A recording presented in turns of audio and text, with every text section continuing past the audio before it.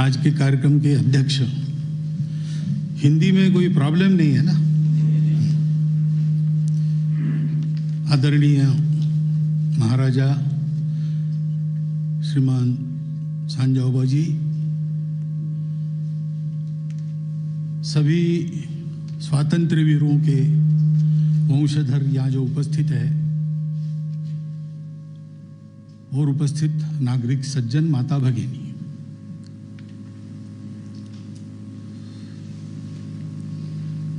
हमारे लिए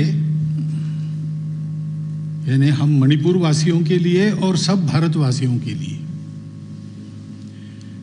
ये बड़ा गौरव का विषय है कि स्वतंत्रता के लिए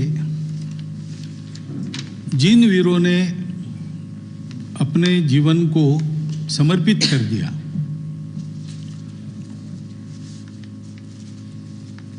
स्वतंत्रता के 75 साल पूर्ण होने पर हम उनको स्मरण कर रहे, इतना ही नहीं तो उनके बारे में जानकारी बढ़ा रहे हैं।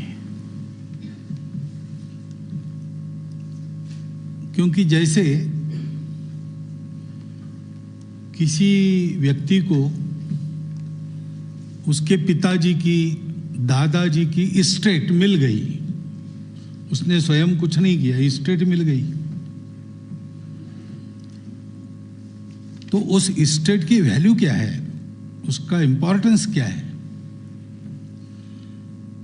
ये उसके समझ में तब आता है जब उसके पिताजी ने, दादाजी ने वो इस्टेट प्राप्त करने के लिए कितना परिश्रम किया, ये उसको मालूम होता है। हमको स्वतंत्रता मिली 75 वर्ष हुए, अब तो स्वतंत्रता के बाद जन्मी हुई जनरेशन अपने देश में है, तो उनको पता ही नहीं कि आज हम जिस स्वतंत्रता का उपभोग कर रहे हैं उसको पाने के लिए हमारे पूर्वजों ने क्या क्या किया, उनको कितना करना पड़ा, कितना कुछ त्याग बलिदान देना पड़ा।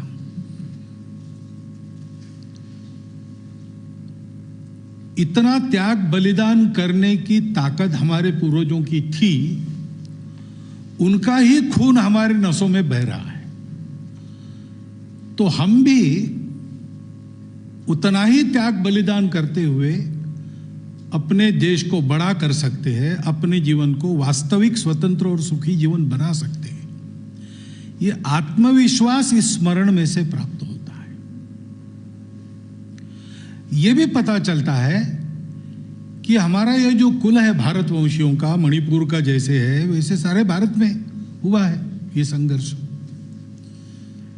कभी कभी बताया जाता है कि ये संघर्ष केवल कहीं पर उधर नॉर्थ इंडिया में हो, ऐसा नहीं है।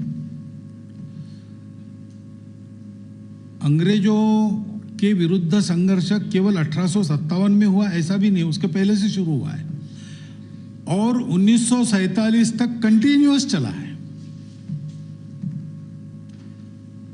थोड़ा थोड़ा सुलगने लगा, फुल फ्लेयर उसका 1857 के आसपास आया, बाद में वो बुझा नहीं, वो चलते रहा।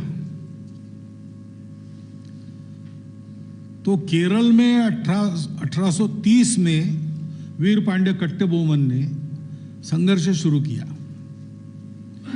उसने एक प्रोक्लेमेशन पब्लिश किया, और प्रोक्लेमेशन सारे भारत के लिए पब्लिश किया, और उसमें ये कहा कि ये जो गोरे लोग आए हैं बाहर से, इनके आने के कारण खाने में नमक और पूजा में कर्पूर महंगा हो जाएगा, इसलिए इनको हका लो अभी। देखिए, बाहर से आया है, हम पर राज नहीं करना चाहिए, वी कैन रूल आवरसेल्व्स, एक स्वतंत्रता की भावना है। और स्वतंत्रता का डेफिनेशन भी है, खाने में नमक, फिजिकल प्रॉस्पेरिटी, मटेरियल प्रॉस्पेरिटी, और पूजा में कर्पूर, स्पिरिचुअल प्रॉस्पेरिटी और इंडिपेंडेंस। जो अभी बताया कि नोट में कि अपने धर्म का पालन करते हुए हमारे वीर रहे। तो ये जो सारा संघर्ष हुआ है 1857 के पहले से 1947 तक, उसमें भारत का संघर्ष कैसे हुआ, इसका एक परफेक्ट एग्जाम्पल ये मणिपुर का संघर्ष है। ये जो दो इसमें मेनली 1891 उसके बारे में, उसके पहले भी एक बार हुआ है, दोनों का उल्लेख है। लेकिन 1891 के हमारे हीरोज, हमारे योद्धा, वो स्वातंत्र्य योद्धा थे। वो अपनी स्वतंत्रता के लिए, मणिपुर राज्य के अधिकारों के लिए और मणिपुर के लोगों के सुख के लिए लड़ रहे थे, वैसे ही अपने धर्म के लिए भी लड़ रहे थे। लड़ाई के पहले वो जैसे रहे, जब लड़ाई नहीं थी तब अंग्रेजों से जैसा व्यवहार किया, जिस कारण से लड़ाई बनी उस कारण को जैसा उन्होंने समझा, लड़ाई के समय उनका जैसा व्यवहार रहा, वीरता का, दुष्टता का नहीं रहा, पशुता का नहीं रहा, वीरता का रहा। और अंग्रेजों का रिकॉर्ड लिखता है कि इंग्लैंड में इस युद्ध को लेकर जो पार्लियामेंट में विवाद हुआ, उस विवाद का एक कारण ये था कि अंग्रेजों की फौज के पलटनों ने अनसोल्जरली कंडक्ट दिखाया। हमारे वीरों ने थोड़े होते हुए भी अनसोल्जरली कंडक्ट नहीं दिखाया और युद्ध में विजय प्राप्त होती है, पराजय भी प्राप्त होता है। तो जैसे गीता कहती है, सुख दुखम समय कृत्वा लाभा लाभौ जया जयो, वैसे उस युद्ध में पराजित होने के बाद भी यहां जब जेल में थे, जब ट्रायल चला, जब पनिशमेंट्स डिक्लेयर हुई, बाद में बहुत लोगों की पनिशमेंट मीट आउट हुई। 4 लोगों को तो फांसी दे ही दिया, 5 लोगों को, बाकी लोगों का थोड़ा कम हो गया, लाइफ इम्प्रिजनमेंट, काला पानी भेजा गया।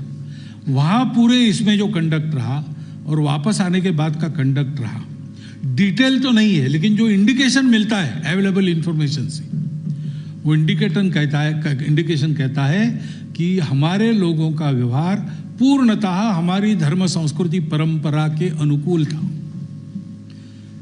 वेरी डिग्निफाइड था, मनुष्य के जैसा, स्वाभिमानी मनुष्य के जैसा था। तो उस परिस्थिति में भी उन्होंने अपना आचरण नहीं छोड़ा, अपने तत्व की भूमिका पर स्थिर रहे। उसके फलस्वरूप मृत्यु मिला तो मृत्यु को हंसते हंसते स्वीकार किया। काला पानी जाना था, काला पानी गए, वापस आए, यहां आने नहीं दिया, कुछ कर नहीं सकते थे, शक्ति नहीं थी, तो वृंदावन में रहे, राधा कुंड में रहे। त्रिपुरा में एक बाद में वापस आ गए, वहां उनका एक नदी के किनारे अंतिम संस्कार हुआ, लेकिन खबर यहां देर से आई तो यहां के विधि के अनुसार उनका एक पलाश वृक्ष की ब्रांच रखकर उसका अंतिम संस्कार हुआ, ऐसा वर्णन मिलता है। तो हम लोग केवल, हमको बाहर का कोई नहीं चाहिए, केवल इतना नहीं, हमारा अपना कुछ है, उसके प्रिजर्वेशन के लिए हम लड़े। स्वतंत्रता हमारी केवल तंत्र को लेकर बात नहीं थी, स्व को लेकर भी बात थी। हम भारत के लोग हैं, भारत के हर प्रांत के, हर भाषा के, हर जाति के लोगों का एक स्व है जो हम सबको जोड़ता है। तो भारत का व्यक्ति सेक्युलर अलग और रिलीजियस अलग ऐसा नहीं होता है, वो धार्मिक होता है। सब कुछ शाश्वत तत्वों के आधार पर चलता है। भौतिक जीवन भी श्रद्धा के आधार पर चलता है, धर्म के आधार पर चलता है। वैसा ही व्यवहार हमारे सब लोगों का रहा और बड़ा वीरतापूर्ण व्यवहार रहा। पार्लियामेंट में जो हंगामा हुआ इंग्लैंड के, उसका एक कारण ये भी बताया गया है, ये वहां छपा है, वहां के रिपोर्ट्स में आया है, वो इसमें भी, पुस्तक में भी है। उसका एक कारण ये भी बताया गया है कि देशी लोगों की छोटी फौज ने, जिनके पास अंग्रेजों के पास जैसे हथियार थे वैसे हथियार नहीं थे, वैसी तोपें नहीं थी, चारों तरफ से घिर गए थे, संख्या में बहुत कम थे, फिर भी जिस पराक्रम के साथ उनका सामना किया, तो कॉन्फिडेंस में भी कमी आई अंग्रेजों की। तो उन्हें कैसा पराक्रम दिखाया होगा, आप कल्पना कीजिए। ऐसे पराक्रमी पूर्वजों के हम वंशज हैं। हम अपने पूर्वजों को स्मरण करते, अपने शहीदों को, हुतात्माओं को स्मरण करते, तो हमारी कृतज्ञता तो प्रकट होती ही है और होनी ही चाहिए। अपने आप पर एक शब्द है श्राद्ध, धर्म विधि है। श्राद्ध है श्रद्धा को प्रकट करना, श्रद्धा पूर्वक करना। हमारे पूर्वजों के प्रति श्रद्धा है, क्योंकि वो श्रद्धास्पद जीवन के धनी लोग हैं। मैं महाराष्ट्र से आया हूं, मैं डायरेक्ट डिसेंडेंट भी नहीं हूं, मणिपुरी भाषा नहीं जानता, मणिपुर में 8-10 बार आया हूं, बस इतना ही है। लेकिन यह पुस्तक पढ़ने के बाद मुझे भी मन में उन शहीदों के प्रति एक श्रद्धा का, गौरव का अनुभव होता है। और ऐसा मणिपुर भारत में है, इसलिए भारत का भी संबंध उनसे है, इसका आनंद होता है। यह हमारी उनके प्रति श्रद्धा है। उस श्रद्धा के चलते हम उनका स्मरण करते, ये बात तो ठीक ही है। लेकिन उनका जीवन, उनका परिश्रम, उनका युद्ध, उनका त्याग, उनका बलिदान, ये हम सब लोगों को आज हमने कैसा जीना चाहिए, इसका पथ प्रदर्शन करता है। हमको वैसा ही जीना है, इन्हें हाथ में हथियार लेके किसी से लड़ाई नहीं करनी है, लेकिन वैसा ही स्वाभिमान हमारा होना चाहिए। अगर हमारे स्व को, हमारे स्वतंत्रता को, हमारे धर्म को, संस्कृति को कोई हाथ में ऐसे साधन लेकर डराता है, तो उसके प्रतिकार में हमारा शौर्य वैसा ही होना चाहिए। हमारे मन में भय नहीं होना चाहिए। संख्या भले ही हमारी थोड़ी हो या ज्यादा हो, हमारा त्याग बलिदान वैसा ही होना चाहिए। और ऐसा सब करते समय हमारे उन पूर्वजों का कैसा मन था, वो आप कंडक्ट जितना उपलब्ध है उतनी जानकारी भी देखेंगे, आपको ध्यान में आएगा कि इन सब बातों के लिए अंग्रेजों से उन्हें लड़ाई की, शरण नहीं गए, टूट गए लेकिन झुके नहीं। लेकिन उनके मन में द्वेष नहीं था, उनके मन में शत्रुता नहीं थी। गीता का ही जो वचन है, युद्धस्व विगत ज्वरा, ऐसे उन्होंने लड़ाई की। हम भी विगत ज्वर होकर ठंडे दिमाग से परिस्थिति का पूर्ण आकलन करते हुए अपने जीवन में उसी प्रकार के त्याग को प्रकट करते हैं, उसी प्रकार की निर्भयता को प्रकट करते हैं, शौर्य पराक्रम को प्रकट करते हैं, उसी प्रकार के एक डिग्निफाइड व्यवहार को प्रकट करते हैं, अपने देश धर्म के प्रति उसी प्रकार आत्मीयता को प्रकट करते हैं। तो हम, हमारे देश को हमारे पूर्वजों के कारण, उनके त्याग बलिदान के कारण स्वतंत्रता मिली। उनसे पाठ पढ़कर, उनका अनुसरण करते हुए हम लोग ऐसा पुरुषार्थ करेंगे तो हम अपने देश को विश्वगुरु बनाएंगे। ये संकल्प हमने करना चाहिए। 75 वर्ष हमारी स्वतंत्रता को हो गए। हमारे साथ इस्राएल भी स्वतंत्र हुआ, हमारे साथ जापान भी दूसरे महायुद्ध से मुक्त होकर आगे चला, हमारे साथ चीन भी चला। 1948 के ये सब लोग आए। इस्राएल क्या था? रेगिस्तान, कुछ होता नहीं था। इस्राएल में जो लोग आए थे, इस्राएल बनाने वाले, वो सब अपना घर बार स्टेट छोड़कर दूर से वहां आके बैठे थे। उनके पास सेना नहीं थी, कुछ नहीं था, कुछ नहीं था। रेगिस्तान में खेती करनी थी। और जिस दिन उन्होंने अपने स्वतंत्रता का घोषणा पत्र जारी किया, घोषणा की, उस क्षण 8 देशों ने उन पर हमला किया और आगे 30 साल उनको 5 लड़ाइयां लड़नी पड़ी। फिर भी आज वो कहां है? रेगिस्तान का नंदनवन बन गया है। सारी दुनिया में उनके सामर्थ्य की धाक है।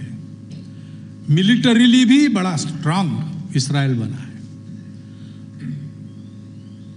तो सब प्रकार से एक वैभव संपन्न राष्ट्र का उन्होंने निर्माण किया। जापान भी दूसरे महायुद्ध में उसकी सारे उद्योग एटम बम से बेचिरा हुए थे। 2 बड़े शहर ध्वस्त हो गए पूरे।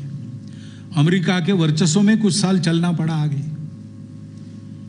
फिर भी आज जापानी कुछ काल तो देश के दुनिया के बाजारों का राजा बना था और आज एक प्रगत राष्ट्र है। चीन को तो हम देख ही रहे हैं। 48 का जो चीन था, कितना बड़ा विस्तार उसने अपने भूमि का कर लिया, कितना बड़ा उसका आर्थिक सामर्थ्य है। मिलिट्री से हमसे शत्रुता करता है, लेकिन है तो बड़ा, कुछ तो परिश्रम किया ही है। हम 75 साल में वैसा क्यों नहीं कर पाए? हमने कहीं कम किया ऐसा नहीं है। हम भी आगे बढ़े और हम भी आगे बढ़ेंगे और हम अपना उदाहरण स्थापित करेंगे दुनिया में, बात पक्की है।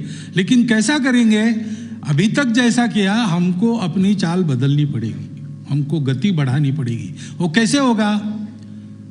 हमारे स्वतंत्रता के लिए जिन लोगों ने अपने सर्वस्व का होम कर दिया, अपने स्वार्थ की होली जला दी, त्याग किया, बलिदान किया, और ऐसा करने के बाद भी मन से वो किसी के दुश्मन नहीं बने। विश्व बंधुत्व का हमारा जो स्वभाव है, उसको बिना छोड़े उन्होंने ये सब किया।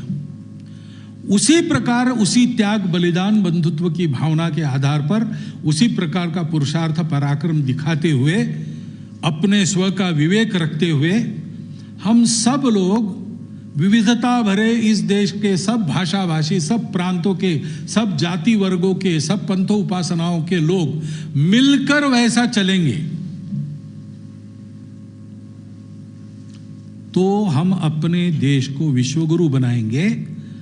और फिर से, बहुत दूर नहीं, लेकिन ऐसा हम करेंगे तो अपने स्वतंत्रता का 125 वर्ष, उस समय जब हमारे इन पूर्वजों की हम फिर से याद करेंगे बड़े पैमाने पर, याद तो हमको प्रतिक्षण करना चाहिए, एक क्षण भी उनको भूलना नहीं चाहिए, लेकिन समारंभ पूर्वक सव्य में याद करेंगे, तब हम उनके स्मृति को श्रद्धा पूर्वक नमन करेंगे, अपनी श्रद्धांजलि देंगे और मन में ही मन अपने पूर्वजों को नम्र निवेदन करेंगे कि हे महापुरुष, आपके त्याग पर हमारा जीवन खड़ा हुआ, उस जीवन को हमारे त्याग पुरुषार्थ से हमने, आपका नाम सारी दुनिया लेगी, इतना समर्थ देश भारत को बनाकर हमने खड़ा किया है।